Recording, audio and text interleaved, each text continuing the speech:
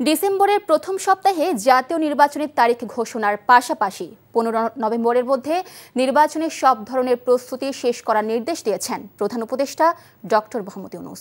সকালে জাতীয় নির্বাচনের প্রস্তুতি নিয়ে সংশ্লিষ্টদের সাথে উচ্চ পর্যায়ের বৈঠকে এই নির্দেশ দেন অন্তর্বর্তী সরকারের প্রধান উপদেষ্টা ডক্টর মোহাম্মদ ইউনূস। সকালে রাষ্ট্রীয় অতিথি ভবন যমুনায় এই বৈঠক অনুষ্ঠিত হয়।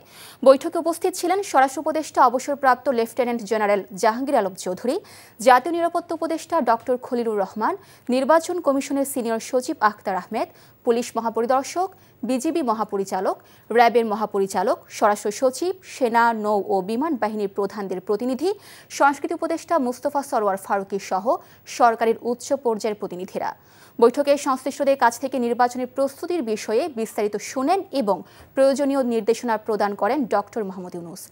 বিকেলে মিটিংয়ের বিষয়ে সাংবাদিকদের ব্রিফিং করেন প্রধান উপদেষ্টার প্রেস সচিব শফিকুল আলম।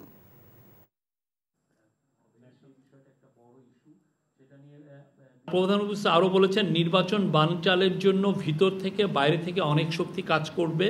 ছোটোখাটো না বড় শক্তি নিয়ে বানচালের চেষ্টা করবে। হঠাৎ করে আক্রমণ চলে আসতে পারে।